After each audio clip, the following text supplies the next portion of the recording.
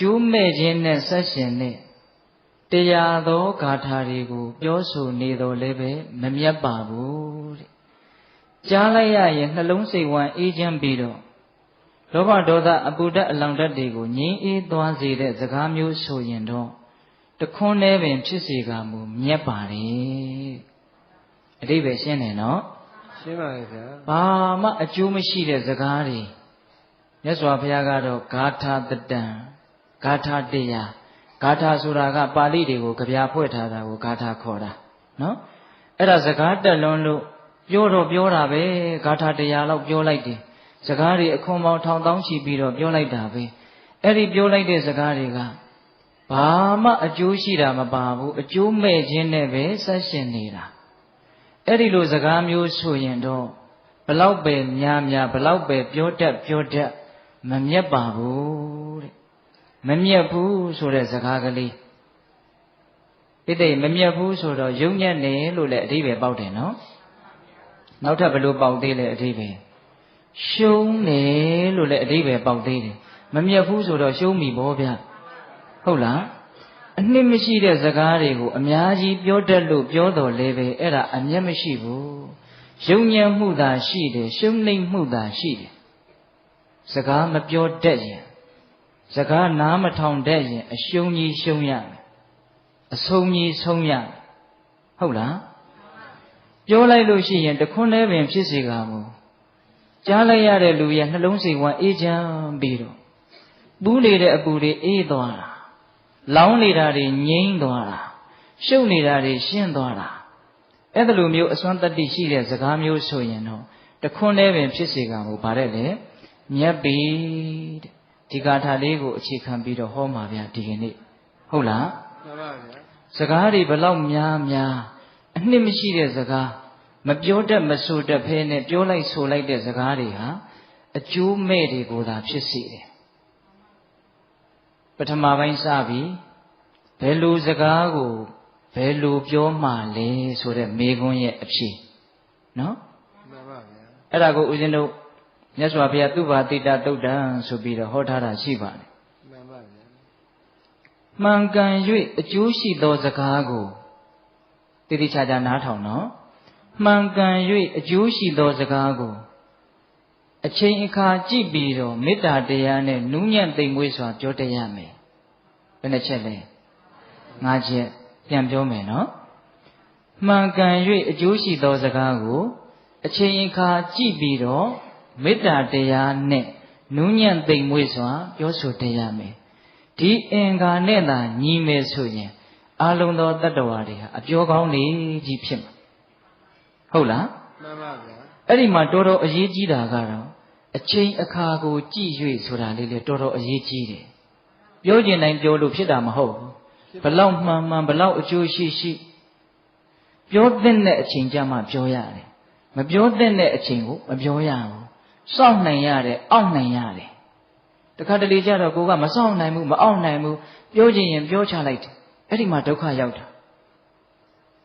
ဒါလေးနဲ့ပတ်သက်ပြီးတော့မြတ်စွာဘုရားကတော့ကြည်ကြည်ပြန့်ပြန့်ပြောပါတယ်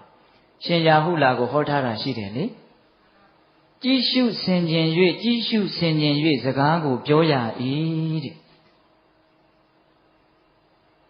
ရှင်ရာဟုလာငယ်ငယ်လေးတုန်းကမြတ်စွာဘုရားဟောတာจิตသားတဲ့မှန်ဟာဘာအကျိုးရှိလဲတဲ့ကြည်ခြင်းအကျိုးရှိပါတယ်ဖေဟာအဲ့ဒါလိုပဲတဲ့ပြောတော့မယ်ဆိုလို့ရှိရင်ငါပြောလိုက်တဲ့စကားဟာငါအတွက်သူ့အတွက်အကျိုးဆုပ်ယုပ်စေမှာလားအကုသိုလ်တွေများဖြစ်မှာလားလို့စဉ်းစားလိုက်အောင်တဲ့အကျိုးဆုပ်ယုပ်မယ်ဆိုရင်မပြောနဲ့မပြောခင်မှာစဉ်းစားရပြောနေစဲမှာလဲခဏလေးတွေ့ပြီးတော့စဉ်းစားလိုက်ပါအောင်ငါအခုပြောနေတဲ့စကားဟာငါအတွက်အကျိုးရှိလားသူ့အတွက်အကျိုးရှိလားအကျိုးမရှိဘူးဆိုရင်ရက်နိုင်ရမယ်ဖြတ်နိုင်ရမယ်ဟုတ်လားပြောပြီးတဲ့နောက်မှာလည်းပဲငါပြောခဲ့တဲ့စကားဟာငါအတွက်သူ့အတွက်အကျိုးရှိသလားအကုသိုလ်ဖြစ်နေသလားလို့စဉ်းစားရမယ်အကုသိုလ်ဖြစ်နေတဲ့အကျိုးမရှိဘူးဆိုရင်နောက်ငါဒါမျိုးနောက်မပြောတော့ဘူးလို့ဆုံးဖြတ်နိုင်ရမယ်ဒါရှင်ရာဟုလာကိုဟောထားတာဒါတော်တော်ကောင်းတယ်နော်တခါကြီးများဒါလေးနဲ့ပတ်သက်ပြီးတော့ဦးဇင်းတို့ဗိမိတာရမင်းကြီးရဲ့အမတ်ချုပ်ကြီးဝတ္တကာရပုံနာဆိုတာကြားဘူးမှာပါနောက်တော့အဇာတတမင်းကြီးရဲ့ပရောဟိတ်အမတ်ကြီးဖြစ်ပြီးတော့ဝ ဦးဇင်းတို့ဝေသာလီပြည်ကြီးကိုစကားတူတူလေးပြောပြီးတော့သွားခွဲတာလေကြားဘူးတယ်နော်ဝတ္တကာရပုံနာအင်မတန်ဉာဏ်များတာအဲ့ဒီပုံနာကြီးကမြတ်စွာဘုရားတည်းရောက်လာပြီးတော့မြတ်စွာဘုရားကိုလျှောက်တယ်အရှင်ဘုရားတဲ့တပည့်တော်ရဲ့အယူဆလေးကိုပြောပြရစီပြောပါတပည့်တော်ရဲ့အယူဆကတော့မြင်တာကိုမြင်တဲ့အတိုင်းပြောတတ်တယ်ကြားတာကိုကြားတဲ့အတိုင်းပြောတတ်တယ်တွေ့တာကိုတွေ့တဲ့အတိုင်းပြောတတ်တယ်သိတာကိုသိတဲ့အတိုင်းပြောတတ်တယ်လို့တပည့်တော်ယူဆပါတယ်တဲ့အပေါ်ယံကြည့်ရင်တော့တော်တော်ဟုတ်တယ်လို့ထင်ရတယ်မြင်တာကိုမြင်တဲ့အတိုင်းကြားတာကိုကြားတဲ့အတိုင်းသိတာကိုသိတဲ့အတိုင်းတွေ့တာကိုတွေ့တဲ့အတိုင်းပြောတတ်နေတဲ့ဒီတော့မြတ်စွာဘုရားကလက်မခံဘူးဗျဒကမာကြီးတွေလက်မခံဘူးနော်မြင်တာကိုမြင်တဲ့အတိုင်းပြောတတ်တယ်ဆိုတဲ့စကားကိုလက်မခံဘူးအဲ့ဒီတော့မြတ်စွာဘုရားကဘာအမိန့်ရှိလို့ဆိုတော့ဒကာကြီးတဲ့မြင်တာကိုမြင်တဲ့အတိုင်းကြားတာကိုကြားတဲ့အတိုင်းသိတာကိုသိတဲ့အတိုင်းတွေ့တာကိုတွေ့တဲ့အတိုင်းတကယ်လို့ပြောလို့များအကုသိုလ်တွေများပြီးတော့ကုသိုလ်တွေနည်းသွားမယ်ဆိုရင်မပြောသင့်ဘူးလို့ငါယူဆတယ်တဲ့မှန်ပါဗျာနော်မြင်တဲ့အတိုင်းပြောလိုက်လို့အကုသိုလ်တွေများသွားမယ်ကုသိုလ်တွေနည်းသွားမယ်အကျိုးတွေမဲ့သွားမယ်ဆိုရင်မြင်တဲ့အတိုင်းမပြောနဲ့မပြောပါနဲ့ဟုတ်လားမှန်ပါဗျာမြင်တာကိုမြင်တဲ့အတိုင်းကြားတာကိုကြားတဲ့အတိုင်းသိတာကိုသိတဲ့အတိုင်းတွေ့တာကိုတွေ့တဲ့အတိုင်းမပြောလို့များအကုသိုလ်တွေများပြီးတော့ကုသိုလ်တွေနည်းမယ်ဆိုရင်တော့အဲ့ဒါပြောလိုက်တဲ့မပြောလို့အကုသိုလ်များမယ်ဆိုရင်ပြောလိုက်မှန်ပါဗျာပြောလို့အကုသိုလ်များမယ်ဆိုရင်မပြောနဲ့မှန်ပါဗျာအဲ့ဒီတော့ဒီစကားလေးရဲ့အနှစ်ချုပ်ကဘာလဲဆိုတော့သေးသေးချာချာလေးစဉ်းစားပြီးတော့ပြောသင့်မှပြောဆိုတဲ့အဓိပ္ပာယ်မှန်ပါဣတိဘာလို့သင့်မှဘာလို့ရမယ်ပြောသင့်မှပြောပါဗျာပြောသင့်မှပြောမြင်တိုင်းမပြောနဲ့မှန်ပါဗျာဟင်အထူးသဖြင့်အသက်ကြီးတဲ့လူတွေကိုမှားခြင်းတယ်ဗျာအိမ်မှာမြင်နေတာတွေကိုမြင်တိုင်းမြန်သွားမပြောလိုက်ပါနဲ့ကြားတိုင်းမပြောလိုက်ပါနဲ့မှန်ပါကိုသိတာတွေကိုသိတဲ့အတိုင်းမပြောလိုက်ပါနဲ့မှန်ပါဗျာကိုသိတာကိုသိတဲ့အတိုင်းပြောမိလို့ဒုက္ခရောက်တာတွေအများကြီးရှိတယ်ရှိပါတယ်ဗျာမမှန်လို့မဟုတ်ဘူးနော်မှန်ပါမမှန်လို့မဟုတ်ဘူးဦးဇင်းတို့ဥပမာတစ်ခုပြောပြမယ်မြင်တာကိုမြင်တဲ့အတိုင်းသိတာကိုသိတဲ့အတိုင်းပြောလိုက်လို့ဒုက္ခတွေများသွားတာအခုဒီလောကကြီးမှာလည်းရှိတယ်ဟိုးရှိတုန်းကလည်းရှိတယ်အခုလည်းရှိတယ်နောက်လည်းရှိနေမှာပါပဲသာဓကတွေကတော့မှန်ပါဗျာဦးဇင်းတို့ဇာတကမှာဇတ်တော်မှာလာတာလေးတစ်ခုပြောပြမယ်မြင်တာကိုမြင်တဲ့အတိုင်းပြောရက်နေလို့သိတာကိုသိတဲ့အတိုင်းပြောရက်နေလို့ဒုက္ခရောက်သွားပုံကလေးရှိတုန်းကပုံနာကြီးဇနီးခင်မွန်ရှိတယ်တဲ့သားသမီးမရှိတော့အင်မတန်လိမ္မာတဲ့ကြက်တူရွေလေးနှစ်ကောင်ကိုသားအဖြစ်မွေးထားတာတနေ့တော့ပုံနာကြီးကခရီးထွက်เสียရရှိတယ်ရှိတော့ကြက်တူရွေလေးနှစ်ကောင်ကိုအနားခေါ်တိုးတိုးတိတ်တိတ်မှားတယ်ငါသားတို့အဖေခရီးသွားတဲ့အခါမှာမင်းတို့အမေပုံလေးမကိုတေးသေးချာချာစောင့်ကြည့်စိတ်မချဘူးအဲ့ဒီလိုမှားပြီးတော့ပုံနာကြီးကခရီးထွက်သွားရောပုံနာကြီးသွားတဲ့နေ့ကစပြီးတော့လဲစိတ်မချမယ်ဆိုစိတ်မချเสียရပဲပုံလေးမကြီးကတခြားသောယောက်ျားတွေနဲ့ဖောက်ပြားတယ်တဲ့အဲ့ဒါကိုကြက်တူကြီးလေးနှစ်ကောင်ကမြင်းနေတယ်မြင်းနေတော့မြင်မာများလာတော့ကြက်တူကြီးအငယ်ကောင်ကပြောခြင်းဒီလိုမလုပ်သင့်ဘူးလို့ပြောခြင်းတာအဲ့ဒါနဲ့သူ့အကိုကြီးကိုဖွင့်ပြောတယ်ကျုပ်ကတော့ပြောလိုက်တော့မယ်အဲ့တော့အကိုဖြစ်တဲ့ကြက်တူကြီးကဖះလောင်းလေးငါညီမပြောနဲ့ပြောရင်မင်းဒုက္ခရောက်တားတာဒါပေမဲ့တားလို့မရဘူးအငယ်ကောင်ကပြောခြင်းစိတ်ကိုမအောက်နိုင်ဘူးမစောင့်နိုင်ဘူးဟင်ဒကမာကြီးတွေအဲ့ဒီလိုခံစားချက်မျိုးကြုံဘူးလားပြောကျင်တာကိုမအောင်နိုင်ဘူးမစောင့်နိုင်ဘူးတခါတလေကိုယ်စကားနားထောင်မဲ့လူမရှိလို့မျောပြီးတော့နေတာပြောကျင်လွန်းလို့ဟင်ဒကမာကြီးတွေမှန်ပါဗျာအေးအခုလည်းပဲအဲ့ဒီကောင်မစောင့်နိုင်ဘူးမအောင်နိုင်ဘူးအဲ့ဒါအကိုတားတာကိုနားမထောင်မဲနဲ့ပုံလေးမကြီးတွေသွားပြီးတော့အမေခမည်းဒီလိုလုပ်တာတော်လားဗျာဒီလိုမလုပ်သင့်ဘူးသွားပြီးတော့ပြောတာပုံလေးမကြီးမျက်လုံးကျူးဒုက္ခပဲဒီကောင်သိသွားပြီလူဆိုတော့ဉာဏ်ရှိတယ်ဉာဏ်မှမကောင်းတဲ့ဉာဏ်တွေကပိုးတောင်ရှိသေးတယ်အဲ့ဒါနဲ့ငါသားတဲ့ငါသားကအမေကိုဆုံးမဖို့ရပါပြီတဲ့တဲလိမ်မာတာပဲလာပါဦးအမေနားလာပါဦးချော့ခေါ်တာအနားလေရောက်ပြီဆိုတော့ဖြတ်ခနဲ့ဆွဲပြီးတော့လေဘင်းကိုလိန်ချိုးလိုက်တယ်ကိုယ့်အကိုအေးအေးမနေနိုင်တဲ့အကောင်ဟုတ်လား အဲ့ဒီလိုလေပင်ကိုလိန်ချုပ်ပြီးတော့မိကြီးကဲတွေရှိတဲ့ပြာပုံထဲကိုထိုးသိပ်လိုက်တယ်အဲ့ဒါကိုအစအဆုံးဟိုတန်းပေါ်မှာလမ်းလျှောက်နေတဲ့အကိုကမြင်တယ်မှန်ပါဗျာငါပြောစကားနားမထောင်လိုက်ကောအဲ့ဒီလိုနဲ့ပုံသားကြီးပြန်ရောက်လာတဲ့အခါကျတော့ပုံသားကြီးကကျက်တူရဲ့နှစ်ကောင်စုံမစုံတောင်မကြည့်နိုင်ဘူးရှိတဲ့ကျက်တူရဲ့ခေါ်ပြီးတော့ဘယ်နဲ့တော့မင်းအမေဘယ်နဲ့တော့မေးတာမေးတဲ့အခါကျတော့ကျက်တူရဲ့လေးကအဖေတဲ့မြင်တာကိုမြင်တဲ့အတိုင်းသိတာကိုသိတဲ့အတိုင်းပြောမိလို့ကျွန်တော်ရဲ့ညီကတော့ပြာဘူးထဲမှာသိပြီးတော့အိတ်နေပြီတဲ့မှန်ပါဗျာဟုတ်လားမှန်ပါဗျာအဲ့ဒီတော့အဖေလည်းမှတ်ထားမြင်တာကိုမြင်တဲ့အတိုင်းသိတာကိုသိတဲ့အတိုင်းကြားတာကိုကြားတဲ့အတိုင်းတွေ့တာကိုတွေ့တဲ့အတိုင်းမစင်စားမစင်ကျင်မဲနဲ့မစူးစမ်းမဲနဲ့ပြောတဲ့လူဟာကျွန်တော်ရဲ့ညီလေးသိတယ်လို့သိရလိမ့်မယ်တဲ့မှန်ပါအဲ့ဒါလိုပြောပြီးတော့ဟိမွန်တာကိုပြန်သွားတာပြန်မလာတော့ဘူးတဲ့မှန်ပါဗျာတချို့ရှိတယ်နော်တို့ကတော့သိတဲ့အတိုင်းပြောရမှာပဲမြင်တဲ့အတိုင်းပြောရမှာပဲတို့ကတော့မှန်ပဲဘွန်းပဲရှင်းပဲဆိုတဲ့လူတွေသတိထားတယ်မကောင်းဘူးလားကောင်းပါကောင်းတယ်ဒါကြောင့်ပုဂ္ဂိုလ်ကိုကြည့်ပြောပိဋကရေဘာကိုကြည့်ပြောရမလဲပုဂ္ဂိုလ်ကိုကြည့်ပြောရမှာပါဗျာပုဂ္ဂိုလ်ကိုကြည့်ပြောစကားကမှန်မိမယ်လို့စကားကကောင်းမိမယ်လို့တစ်ဖက်လူကခံနိုင်ရရှိအောင်မှနားလည်နိုင်အောင်မှတနည်းအားဖြင့်ပြောရရင်အဆင့်ရှိအောင်မှဦးဇင်းတို့ဒုက္ခထာသုတ်တံဆိုပြီးမြတ်စွာဘုရားဟောထားတာရှိတယ်ဗျသီလမရှိတဲ့လူရဲ့ရှေ့မှာသီလအကြောင်းသွားပြောရင်နာခါတယ်တဲ့မှန်ပါဗျာအဲ့ဒါဒုက္ခထမကောင်းတဲ့စကားကိုဖြစ်သွားတာသူလည်းပဲအကုသိုလ်များတယ်ကိုလည်းပဲဟာဒီကောင်အလကားကောင်းပဲဆိုပြီးတော့စကားကောင်းပြောရင်းနဲ့အကုသိုလ်ဖြစ်တယ်ယုံကြည်မှုတရားတရားမရှိတဲ့လူရှိမှတရားတရားအကြောင်းပြောရင်နာခါတယ်မှန်ပါဗျာဟုတ်လားဘာမပြောနဲ့ဟုတ်လားနောက်ဘ ഹു တုတ္တတွေနဲတဲ့ပုဂ္ဂိုလ်ရှိမှဘ ഹു တုတ္တအကြောင်းသွားမပြောနဲ့နော်တတ္တာသီလတုတ္တစာခနှမျိုးတဲ့လူရဲ့ရှိမှပေကံချင်းအကြောင်းသွားမပြောနဲ့နောက်ပညာနေတဲ့လူရှိမှပညာအကြောင်းသွားမပြောနဲ့မှန်ပါဒါမြတ်စွာဘုရားကိုယ်တိုင်ပြောထားတာနော်တခါကြီးများမှန်ပါဒါကြောင့်စကားကကောင်းတော်လည်းပဲပုဂ္ဂိုလ်ကခံနိုင်ရည်မရှိရင်ကောင်းသောစကားသည်မကောင်းသောစကားဖြစ်တတ်တယ်မှန်ပါဒါကြောင့်ပိဿပေါင်းတော်ကောင်းတို့မြင်တာကိုမြင်တဲ့အတိုင်းအခါခတ်သိမ်းပြောလို့မဖြစ်ပါဘူးကုသိုလ်တွေများပြီးတော့အကုသိုလ်တွေနည်းသွားမယ်ဆိုရင်တော့ပြောရမှာပေါ့မှန်ပါဗျာဟုတ်လားအေးဒါကပုဂ္ဂိုလ်ကိုကြည့်ပြီးတော့ပြောဟောပုဂ္ဂိုလ်ကိုကြည့်ုံနဲ့လုံလောက်ပြီလားဆိုတော့မလုံလောက်သေးဘူးအချိန်အခါလေးကိုလည်းကြည့်လိုက်အောင်ကိုပြောတဲ့စကားကဒီလူကဒေါသဖြစ်နေသလားဒီလူစိတ်ကြီးနေသလားဒီအချိန်ကဘလို့အချိန်လဲစဉ်းစားအောင်နော်တခါကြီးဒီမိုင်းများအေးအချိန်အခါကိုမကြည့်ဘဲနဲ့တချို့ပြောချင်ရင်စွတ်ပြီးတော့ပြောလိုက်တာရှိတယ်ဟိုရှိတုန်းကရှင်ဘုရင်တစ်ပါးရှိတယ်ပြောချင်ရင်ပြောချလိုက်တာပဲစကားကိုဘယ်တော့မှမစောင့်အဲ့ဒါကိုပရောဟိတ်အမကြီးကမကြိုက်ဘူးပြောချင်တာကိုပြောချင်တိုင်းစွတ်စွတ်ပြောလို့ဒုက္ခရောက်ပုံလည်းများလာပြီဒါပေမဲ့ရှင်ဘုရင်ကိုဆုံးမချင်တာအခွင့်အခါကမသင့်တနေ့တော့အဲ့ဒီရှင်ဘုရင်ကမူကြီးမတ်ရာ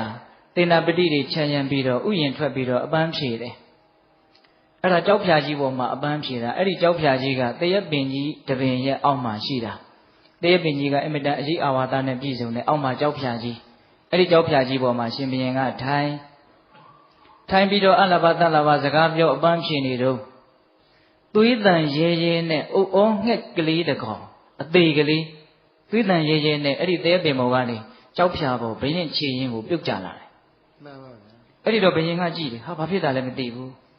အဲ့ဒီမှာဘုရားအလောင်းပညာရှိပရောဟိတ်အမတ်ကိုမေးတယ်တဲ့ဒါဘာဖြစ်လို့သိတယ်လဲသွေးတွေလည်းထွက်နေတယ်အောက်ကြမှာထွက်တဲ့သွေးမဟုတ်ဘူးအဲ့ဒီတော့ဘုရားအလောင်းကမော့ကြည့်တော့အပေါ်မှာကြီးတိုက်ရှိဘုရားအလောင်းဆိုတော့ပညာရှိတယ်တွေးကြည့်တာပြည့်ကြည့်တာလည်းမှန်တယ်ရှင်မင်းကြီးတဲ့ဒီကောင်ဟာအုပ်အောငှက်သူ့ရဲ့အမေအုပ်အောမတွေဟာကိုယ်ပိုင်အတိုက်နဲ့ဥတဲ့ထုံးစံမရှိဘူးကြီးမတွေရဲ့အတိုက်ထဲကိုဝင်ဥတယ်ကြီးမတွေကသူ့ဥမှတ်လို့ဝတ်ပြီးအကောင်ပေါက်တော့လဲမဲမဲလေးအတူတူဆိုတော့သူ့သားလေးလိုပဲထင်အစာတွေအတူတူရှာကျွေးအဲ့ဒါဒီကောင်ကမပြန်နိုင်သေးခင်မှာအုပ်အောတန်မြည်လိုက်တာမအော်သင့်သေးတဲ့အချိန်မှာအုပ်အောတန်မြည်လိုက်တာအဲ့ဒီတော့ကြီးမကငါသားမဟုတ်ဘူးဆိုတာကိုသိပြီးတော့စိတ်တူပြီးတော့နှုတ်သီးနဲ့အဲ့ဒါထိုးသက်ပြီးတော့အောက်ကိုပြစ်ချလိုက်တာ အတက်ပြောတာနော် မှန်ပါဗျာ အဲ့ဒီမှာဘုရားလောင်းပရောဟိတ်အမတ်ကြီးကအခွင့်ရပြီဆိုပြီးတော့မင်းကြီးကိုဆုံးမအခွင့်အခါအချိန်ကာလကိုမကြည့်ဘဲနဲ့စကားကိုအယံကာရောပြောတဲ့ပုဂ္ဂိုလ်များဟာဒီအုပ်ဩသေးသလိုသေရတတ်တယ် မှန်ပါဗျာ နော်ပြောတာတော့စကားတွေကအများကြီးပဲဗျ မှန်ပါ ပရောဟိတ်အမတ်ကြီးပြောတာတဲ့အဲ့ဒီထဲမှာကောင်းတာလေးတွေဥစဉ်ကောင်းထဲမှာစွဲနေတယ်ဘာပြောသေးလဲဆိုတော့မင်းကြီးတဲ့မစင်စားမစင်ကျင်မဲနဲ့ပြောတဲ့စကားတစ်ခွန်းဟာသွေးထားအပ်သောဓာတ်ထက်ကြောက်เสียကောင်းတယ်နော်မစင်စားမစင်ကျင်မဲနဲ့ပြောလိုက်တဲ့စကားသည်သွေးထားအပ်သောဓာတ်ထက်ကြောက်เสียကောင်းတယ်မစင်စားမစင်ကျင်မဲနဲ့ပြောတဲ့စကားတစ်ခွန်းဟာလက်တလောသေးစေတတ်တဲ့အစိတ်ထက်ကြောက်เสียကောင်းတယ်ဟုတ်လား မှန်ပါ ဒါကြောင့်တဲ့မှန်သောစကားပင်ဖြစ်စေကမူကိုယ်နဲ့သဘောတူတဲ့သူပင်ဖြစ်စေကမူ မှန်ပါဗျာ အချိန်ကာလရှည်လျားစွာမပြောရတဲ့ မှန်ပါ ဒီလူနဲ့ငါနဲ့ကသိသဘောထားချင်းတိုက်စားမယ်ငါစကားဆိုသိကြိုက်တာပဲအဲ့ဒါလိုလူမျိုးရဲ့ရှေ့မှာတောင်မှကာလကိုကြည့်ပြီးတော့ပြောရမယ်ပြောကောင်းတိုင်းစွတ်ပြီးတော့ပြောမနေနဲ့တန်ဖိုးတွေနေတတ်တယ်ဟုတ်ရလား မှန်ပါဗျာ အေးအချိန်အခါကိုမကြည့်ဘဲနဲ့ပြောရင်လည်းပဲအဲ့ဒီအိုအောမိုက်ကလေးလိုဘာဖြစ်တတ်တယ်သေတတ်တယ်ဟုတ်လားဒါကြောင့်ပုဂ္ဂိုလ်ကိုကြည့်ပြောကာလကိုကြည့်ပြောပုဂ္ဂိုလ်တွေကာလတွေကြည့်ပြောပြီးရင်လည်းပဲဘာလို့သေးလဲဆိုတော့ဒေါသတွေမာနတွေနဲ့မပြောနဲ့ဒေါသတွေမာနတွေနဲ့ဟာငါကဒီလူကိုပြောလို့ရတာပဲငါနိုင်တာပဲဆိုပြီးတော့လည်းဖိမပြောနဲ့ မှန်ပါဗျာ အခုချိန်မှာကိုကသူ့ကိုနိုင်မိမလို့ဘဝဆိုတာတစ်ချိန်နဲ့သွားနေတာမဟုတ်ဘူးတစ်ချိန်မှာကိုကသူ့ရဲ့အောက်ကိုလည်းရောက်သွားနိုင်တယ်သူကကို့အထက်ကိုလည်းရောက်သွားနိုင်တယ် မှန်ပါဗျာ ကိုကိုပြန်ပြီးတော့နှိမ့်ဆက်ခွင့်ကြုံတဲ့အခါမျိုးမှာအဲ့ဒီလူကကိုကိုပြန်ပြီးတော့နှိမ့်ဆက်နိုင်တယ်တချို့နိုင်တယ်ဆိုပြီးတော့ပြစ်စလက်ခတ်ပြောကြားရတဲ့လူကအသက်ဓာတ်နဲ့ထိုးခံရတယ်လို့မမေ့ဘူးနားနေတာ မှန်ပါ ဘာဖြစ်ဖြစ်ကွာပြန်ပြီးတော့တုံ့ပြန်မယ်ဆိုပြီးယူမိုက်တချို့အဲ့ဒါလိုပြောတဲ့စကားတစ်ခွန်းကြောင့်သေရတာတွေရှိတယ် ရှိပါဗျာ နော်ဦးဇင်းတို့ရာဇဝင်ထဲမှာစကားအစိတ်သင့်ပုံကလေးနည်းနည်းပြောပြမယ်တချို့လည်းကြားဖို့ကောင်းကြားဖို့ပါလိမ့်မယ်ဗျာဦးဇင်းတို့ပကံရာဇဝင်မှာတရုတ်ပြည်မင်းခွေးချေးဆိုပြီးတော့နာမည်ဆိုးနဲ့ကြော်ကြတဲ့နရတိဟပတိမင်းဆိုတာရှိတယ်နော် မှန်ပါဗျာ အဲ့ဒီနရတိဟပတိမင်းကသူ့မှာသား၃ယောက်ရှိတယ်နော်ဥဇနာတဲ့တိဟတုတဲ့နော်အဲ့ဒီမှာတိဟတုဆိုတာနဲ့သူနဲ့ကစကားတခွန်းကြောင့်အများကြီးပြဿနာတက်တယ်နောက်တစ်ယောက်ကကြော်စွာတဲ့အဲ့ဒါငယ်ငယ်တုန်းကဒီမင်းကြီးကဒီသားတွေကိုချစ်လွန်းလို့ဝက်လက်ဆိုတာကဝက်ရဲ့လက်ကိုချက်ထားတာသူကနူးညံ့တယ်အဲ့ဒါကိုသားလေးတွေကိုချစ်လို့ဝက်လက်ကိုချက်ပြီးတော့ငပြောပဲနုနုကလေးအုပ်ပြီးတော့ပေးတာဒါပေမဲ့တိဟတုကိုကြတော့ဘာအကြောင်းကြောင့်လဲမသိဘူးသူ့အမေကိုမုန်းလို့လားတော့မသိဘူးဝက်လက်မပေးဘဲနဲ့ဝက်ချီတော့ပေးတာ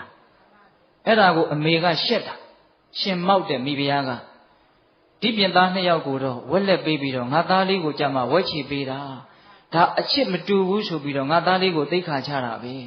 အဲ့ဒါအမေကရှက်လွန်းလို့စဖူမှုကိုလက်ထိုးတယ်ဘယင်ကြီးမသိအောင်ငါသားကိုလည်းဝက်လက်ပေးအဲ့ဒါနဲ့စဖူမှုကအဲ့လိုပေးတာနောက်တော့ဘုရင်ကြီးကသိသွားတော့စဖူမှုကိုအပြစ်တင်တယ်မင်းဘာကြောင့်လို့လှုပ်လဲမိဖုရားကြီးကပေးခိုင်းလို့အဲ့ဒီမှာမူးမတ်ဘိုးဘုံနေရဲ့အလယ်မှာဟဲ့ဝက်လက်ခိုးမလို့မိဖုရားကိုဆိုတယ်တဲ့နိုင်တယ်ဆိုပြီးတော့ဆိုလိုက်တာနော်မင်းသားလေးကိုလည်းဘာအပြစ်မှမရှိဘဲနဲ့တခါတည်းရဟဲ့ဝက်လက်ခိုးမသားပြောကောင်းကောင်းရှိတာနဲ့ပြောနေတာနဲ့တူပါတယ်ဒါပေမဲ့ကိုကသာပြောကောင်းတာဟိုကကြားမကောင်းဘူးလေကြားမကောင်းတော့ဒီကလေးကဓာကူငငယ်လေးတွေကစသိမ့်ထားတယ်ဘယ်တော့မှထုတ်မပြစ်ဘူးအမြဲတမ်းမှတ်ထားတယ်နောက်တော့ဘာဖြစ်တော့ဆိုတော့တရုတ်တွေလာပြီးတော့နှောက်ယှက်လို့ဆိုပြီးတော့ဘယင်ကြီးပြေးရတယ်လေပြေးတော့ဘယ်ထိပြေးတော့ဆိုတော့သူ့သားကြီးဥစ္စာနာရှိတဲ့ပသိမ်ထိပြေးတာနောက်အဲ့ဒီမှာတရုတ်တွေရဲ့ရန်ကအေးသွားပြီဆိုပြီးတော့ပကံပြန်မယ်ဆိုပြီးတော့ပသိမ်ကနေပြန်လာတော့လမ်းမှာပြည်မြို့ကိုဝင်တာအဲ့ဒီပြည်မြို့ကိုအပိုင်စားပေးထားတာသူ့ရဲ့သားအလက်ဝက်လက်ခိုးမသားဆိုတဲ့မင်းသားကိုသူကပေးထားတာအဲ့ဒါနဲ့ငါသားစီဝင်မယ်ဆိုပြီးတော့မိဖုရားဖွာစောနဲ့ဝင်ညာဟိုရောက်တော့သားကအရန်နဲ့စောင့်နေတယ် နန်းတော်ထိတောင်အဝင်မခံဘူးလှေပေါ်မှာတခါတည်းဒလွတ်ကင်ထားတဲ့လူ300လောက်ဝိုင်းထားတယ်သားကဝိုင်းထားပြီးတော့ဘာလုပ်လဲဆိုတော့ထမင်းပွဲထဲမှာဟင်းတိုင်းထမင်းတိုင်းအကုန်အစိတ်ခတ်ထားတယ်မင်းကြီးတဲ့ဒီထဲမှာအစိတ်တွေအကုန်ခတ်ထားတယ်ဒါကိုစားပါလို့ခိုင်းတယ်သူ့ကိုရက်ဆက်ဆက်ပြောခဲ့တဲ့ဗဇက်ကိုရက်ဆက်ဆက်ပြန်ကြွေးတဲ့သဘောများလားတော့မသိဘူးမှန်ပါဗျာမင်းကြီးမစားဘူးဆိုရင်ဘေးမှာရှိတဲ့အာနာပကွက်သားတွေကသွေးတန်ရဲရဲနဲ့အဆုံးရှိရှင်အဲ့ဒီလိုပြောပြီးတော့သားကနန်းတော်သူ့ရဲ့အဆောင်ကိုပြန်သွားအဲ့ဒီမှာမိဖုရားဘွားစောနဲ့တိုင်ပင်တော့မိဖုရားကြီးကမင်းကြီးမလွတ်နိုင်တော့ဘူးအဲ့ဒီတော့ဓာတ်တွေလှန်နေတဲ့သေရတာနဲ့စားရင်လက်တလောသေတဲ့အစိတ်ကိုစားသေးတာကကောင်းသေးတယ်အဲ့ဒါနဲ့မင်းကြီးခင်ဗျာအဲ့ဒီအစာကိုအစိတ်ပါမှန်သိရနဲ့စားပြီးတော့သေရတယ်မှန်ပါဗျာအေးတဲ့ရင်အစိတ်မိပြီးတော့သေရတာပေါ့နော်မှန်ပါပဂရိအစိတ်လို့ပြောမလားစကားအစိတ်လို့ပြောမလားစကားအစိတ်ပါဗျာစကားအစိတ်သင့်သွားတာနော်ဒါကြောင့်တရားကြီးဒီမိုင်းများငါကမိဘပဲဆိုပြီးတော့သားသမီးတွေကိုနိုင်လို့မပြောပါနဲ့ခံစားတတ်တယ်မှန်ပါဗျာသိတတ်တယ်ဟုတ်လားအေးဒါတွေအကျယ်ချက်ပြီးတော့စဉ်းစားနော်အချိန်ကာလတစ်ခုအနေနဲ့ကိုကအထက်ရောက်နေပေမလို့နောက်တစ်ချိန်မှာကိုကအောက်ဆိုတာလည်းဖြစ်နိုင်နေတာပဲမှန်ပါဗျာဟုတ်လားဒါကြောင့်သူ့ကိုမတနာအောင်တောင်မှကိုတနာပြီးတော့သူများကိုကြမ်းထမ်းတဲ့စကားတွေမပြောပါနဲ့ဒါရုပ်ဆွအဆုံးဆိုတာနော်ဟုတ်လားအေးဒါကြောင့်ပိဿပေါင်းသူတော်ကောင်းတို့စကားဆိုတာဒေါသကြီးနဲ့မပြောလိုက်ပါနဲ့ကြားရတဲ့လူအခါရခက်တဲ့အကုသို့များတယ်ကိုလည်းပဲဩပြောမိမှားတယ်လို့တွေးပြီးတော့ပူရတယ်ဟုတ်ရလားမှန်ပါပြီးတော့မာနကြီးနဲ့လည်းမပြောလိုက်ပါနဲ့မှန်ပါမာနနဲ့ပြောတယ်ဆိုရင်လည်းကြားရတဲ့လူကနေနေအောင်မင်းမာနကိုတနေ့မှငါချိုးပြအောင်မယ်မှန်ပါအချီးနီးအလကားအကျိုးမဲ့တတ်တယ်ကြားဘူးတယ်မဟုတ်လားတာကီဝင်နေအလုံးကိုဝိတ္တုပန်းကတတ်ပစ်တာလေမှန်ပါဗျာဟိုးရှိဘဝတုန်းကငါးတွေကိုအစိတ်ချခဲ့လို့ဝေးကွာသောကာလကအကြောင်းတရားတစ်ခုရှိတယ်အတိတ်အကြောင်းပေါ့ဟုတ်လားဒါပေမဲ့နီးကပ်တဲ့အကြောင်းကဘာအကြောင်းလဲ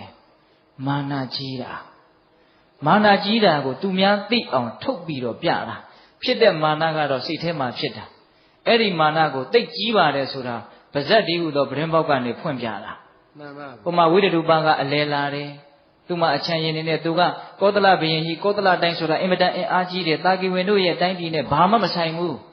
နော်အဲ့ဒီအင်အားကြီးတဲ့တိုင်းနိုင်ငံကအရှင်သခင်ဖြစ်နေပြီဝိတ္တုပန်းကအဲ့ဒါသူကအမျိုးတွေစီဆိုပြီးတော့လမ်းပြီးတော့လဲတာလေလာလဲပြီးတော့ပြန်သွားရောအဲ့ဒါတာကီဝင်တွေကမာနာကြီးလိုက်တာဝိတ္တုပတဲ့ငယ်တဲ့ကလေးတွေပဲထားတယ်ကြီးတဲ့ကလေးတွေတယောက်မှမရှိဘူးအဲ့ဒါဝိတ္တုပလည်းပြန်သွားပြီဆိုတော့ကျွန်းမတယောက်ကဟဲကျွန်းမသားထိုင်သွားတဲ့နေရာအသေးရုပ်တယ်ဆိုပြီးတော့နွားနိုးနဲ့ဆေးတာလေအဲ့ဒါဗဇက်ကလည်းပြစ်တောက်နဲ့ပြောတယ်ကျွန်းမသားနေတဲ့နေရာအတန်းစားခွက်ပြီးတော့မာနနဲ့ပြောတာအဲ့ဒါကိုမင်းချင်းတယောက်ကလက်နဲ့မေ့နေလို့လားယူတာအဲ့ဒီမာနစကားကိုသူ့နားနဲ့ကြားတာအဲ့ဒီစကားကသူ့ဗဇက်ကနေတဆင့်ဝိတ္တုပရဲ့နားကိုရောက်တာအဲ့ဒီမှာငါနေရာကိုနွားနို့နဲ့ဆေးရှိသေးအောင်မင်းတို့ရဲ့နေရာကိုမင်းတို့ရဲ့လေချောင်းသိမ်းနဲ့ငါတနေ့ဆေးပြမယ်ဟုတ်လားမှန်ပါဗျာအနီးကပ်ဆုံးအကြောင်းကတော့မာနကိုအမိပြုတ်ပြီးတော့ထွက်လာတဲ့စကားတခွန်ကြောက်ရှာမကောင်းဘူးလားကောင်းတယ်ဒါကြောင့်ပိဿပေါင်းသူတော်ကောင်းတို့အကျိုးရှိခြင်းတယ်ဆိုလို့ရှိရင်စကားပြောတဲ့နေရာမှာပုဂ္ဂိုလ်ကိုကြည့်ပြောပါအချိန်အခါကိုကြည့်ပြောပါမာနတွေဒေါသတွေနဲ့မပြောပါနဲ့ဟုတ်လားပြီးတော့စကားတွေမများပါနဲ့မှန်ပါဗျာစကားများလို့ရှိရင်အပြစ်၅မျိုးရှိတယ်တဲ့ဗျာမှန်ပါနံပါတ်1ပြောရင်နဲ့အပူတွေအလူတွေပါသွားရောအဲ့ဒါလိမ့်လေတဲ့စကားမှုတာဝါဒကံထိုက်တတ်တယ်ပြောရင်နဲ့ကိုပြောနေတဲ့လူနဲ့ကိုနဲ့ကိုမင်းနဲ့ငါနဲ့ကပို့ပြီးတော့ရင်းနှီးတယ်ဆိုတာကိုသိသေးခြင်းတော့ဟိုလူရဲ့အပြစ်ကိုပြောရင်းနဲ့ဂုံစကားတွေလည်းပါသွားတတ်တယ်မှန်ပါဗျာဟုတ်လားပြောရင်နဲ့စိတ်လိုက်မှဖြစ်ပြီးတော့ကြမ်းထမ်းနေလဲထွက်သွားတတ်တယ်မှန်ပါဗျာပရုဒဝါစာနော်နောက်ပြောရင်နဲ့အနှစ်သာရမရှိတဲ့စကားတွေပါသွားရောများသောအားဖြင့်တော့အနှစ်မရှိတာတွေပြောကြတာများပါရဲ့ဟုတ်လားအဲ့ဒီလိုမှုတာဝါဒပိတုဏဝါစာပရုဒဝါစာတံဖပလာပဆိုတဲ့ပြစ်မှုကြီး၄ခုကိုလွန်ကျူးမိတတ်တဲ့အတွက်ကြောင့်တန်တရားမှာမကောင်းတဲ့ဘဝတွေကိုရတတ်တယ်တဲ့အပြစ်၅မျိုးမှန်ပါဗျာ အဲ့ဒီလိုဆိုရင်တပည့်တော်တို့စကားမပြောဘဲနဲ့ရင်ကုန်နှုတ်ပိတ်စိတ်စိတ်ပဲနေလိုက်တော့မယ်ဘုရားလို့အဲ့ဒါလိုလည်းမလုံးနဲ့မဟုတ်ပါဘူးဟင်ဒကမာကြီးတွေစကားကမပြောဘဲနေလို့လည်းမဖြစ်ဘူးနော်မဖြစ်ဘူးတခါလေတချို့ဦးစင်းကိုလာပြောတာတောင်တွေ့ဘူးတယ်ဒီနေ့တော့စကားမပြောတော့ဘူးဟုတ်လားကောင်းတဲ့လောက်ကောင်းတယ်မကောင်းတဲ့လောက်မကောင်းဘူးတချို့ကဒေါသနဲ့မပြောတာစိတ်ကောက်ပြီးတော့မပြောတာစိတ်တိုင်းမကြလို့မပြောတာမပြောခြင်းလို့မပြောတာမတူမတန်ဘူးထင်လို့မပြောတာမပြောတာတွေကမပြောတာလေးတက်တက်နဲ့ချီးကျူးလို့မရသေးဘူးဘာပြုလို့မပြောတာလဲဆိုတာကလိုသေးတယ်မှန်ပါဗျာဟုတ်ရဲ့လားစကားကမပြောဘဲနေလို့လည်းမဖြစ်ဘူးဘုန်းကြီးတွေမှာငါစကားမပြောဘဲနေအံ့လို့ကျင့်လို့ရှင်ဒုက္ခအဘတက်နေမှန်ပါဗျာအခါတစ်ပါးယဟန်တော်တွေမြတ်စွာဘုရားကိုဝါကျွတ်တော်လာပြီးတော့ကြောကြကြောတော့မြတ်စွာဘုရားကချစ်သားတို့ချမ်းချမ်းသာသာနေထိုင်ခဲ့ရရဲ့လားမှန်လားပါဗျာဘုရားတပည့်တော်တို့နေထိုင်ခဲ့ရပါတယ်ဗျာတဝါတွင်လုံးဘုရားတပည့်တော်တို့တယောက်ကိုတယောက်စကားမပြောဘဲနဲ့တကယ်အကျင့်မြတ်တွေကိုကျင့်ခဲ့ပါတယ်ဗျာသူတို့ကစကားမပြောကြီးလို့ဒိဋ္ဌံပြီးတော့ကျင့်တာ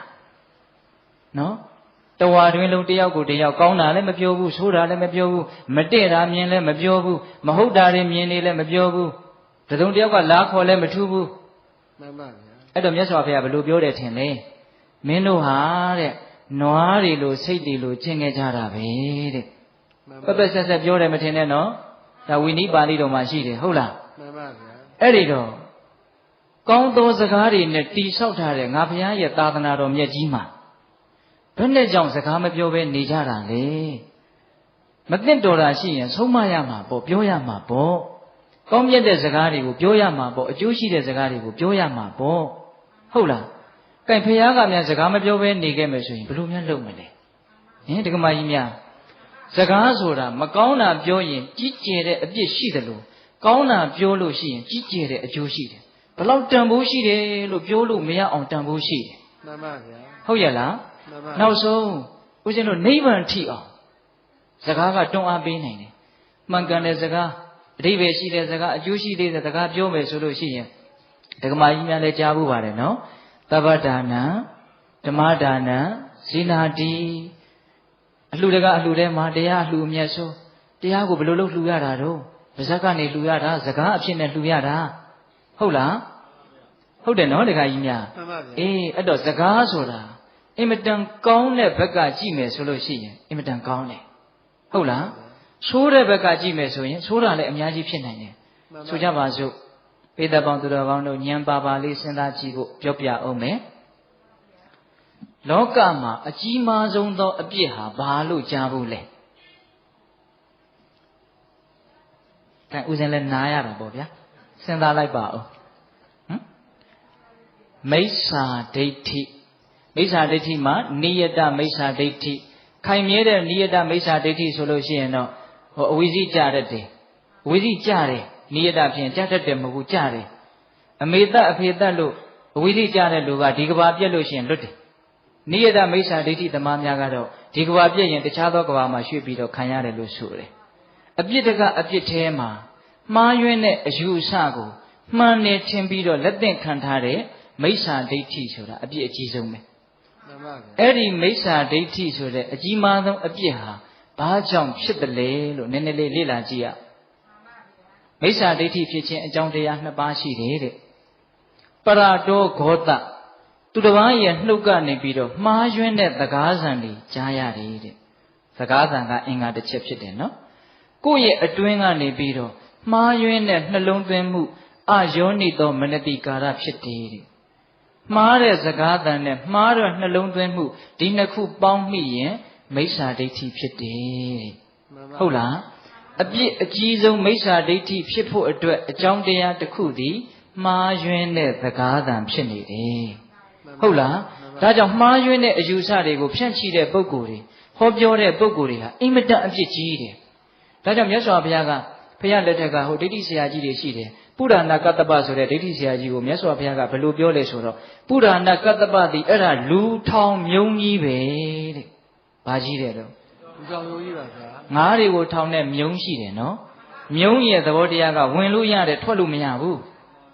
မြုံဆိုတာဘာလဲဝင်လို့ရတယ်ထွက်လို့မရဘူးအဲ့ဒီလိုပဲအယူဆမှားတွေဟာဆွဲလန်းသွားပြီဆိုရင်အဝင်သာရှိတယ်အထွက်အင်မတန်ခက်လိမ့်မယ်